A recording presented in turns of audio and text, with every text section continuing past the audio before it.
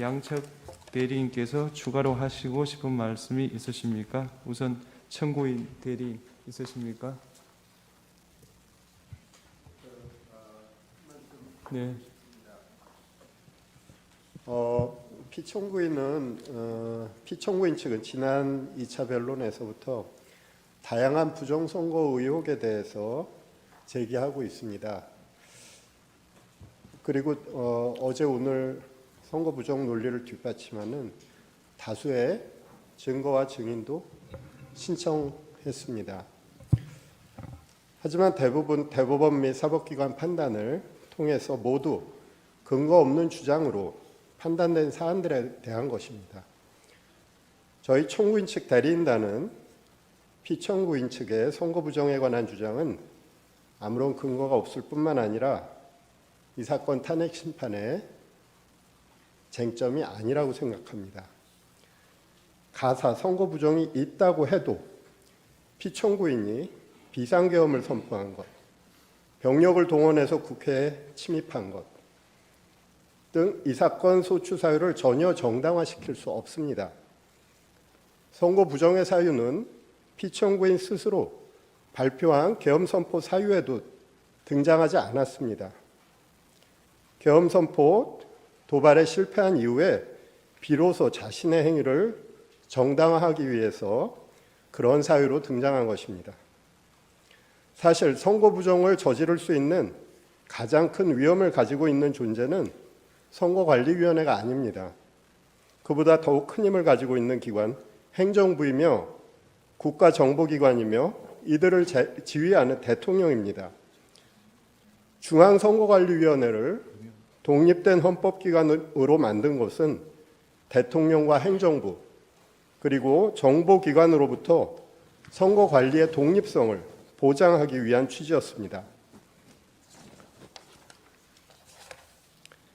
지금의 상황은 오히려 선거 부정의 위험이 더욱 더 큰 기관이 선거 부정을 막고 방어하는 기관에게 선거 부정을 저질렀다고 비난하는 형국입니다.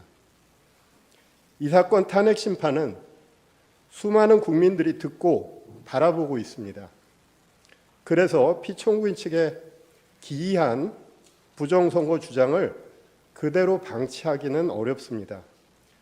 국민들에게 미치는 해로운 영향 때문입니다. 선거 공정성은 우리 민주주의의 생명이며 핵심입니다. 그것을 함부로 쓰레기통 속에 구겨 넣는 주장을 방치한다면 우리 민주주의도 어느 순간 같은 운명에 처할 수밖에 없습니다. 우리 대한민국의 민주주의 헌정 질서를 보호할 필요가 있는 것입니다. 사람이 가득 찬 극장 안에서 불이야라고 소리치면 수많은 사람을 해칠 수 있습니다. 현재 대한민국의 국가적 혼란 속에서 선거 부정의 음모론은 우리 공동체 자체를 파괴할 수 있습니다. 최근 서울 서부지방법원에서 발생한 폭도들의 만행은 이와 유사한 무책임한 주장들이 초래한 결과라고 할 것입니다. 존경하는 재판장님, 재판관님, 선거 부정론은 사법부와 검찰의 판단까지도 믿지 못하며 객관성이 없는 무리한 의혹을 제기하는 집단의 일방적 주장입니다. 이 사건 탄핵 심판의 쟁점이 아닐 뿐만 아니라 탄핵 심판 이후 오랫동안 대한민국 민주주의를 해칠 수 있는 무책임한 주장입니다. 더 이상 선거 부정의 의혹 제기 그리고 그와 관련한 증거 신청은 적절하게 제한해 주실 것을 요청드립니다. 이상입니다.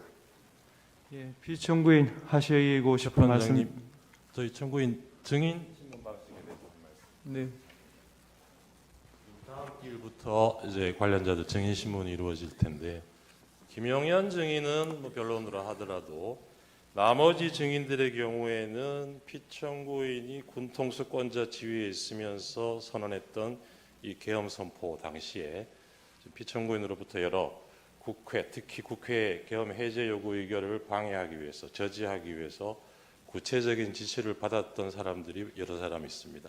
이런 사람들이 증인을 하게 될 텐데 피청구인이 앞으로도 이제 심판정에 출석을 하게 되면 그 면전 상태에서는 사실대로 진술하기가 좀 어렵지 않을까 걱정이 됩니다.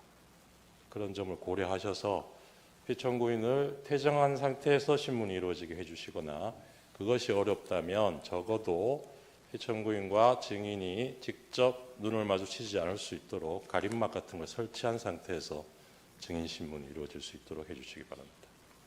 예, 재판부 평의를 거치겠습니다.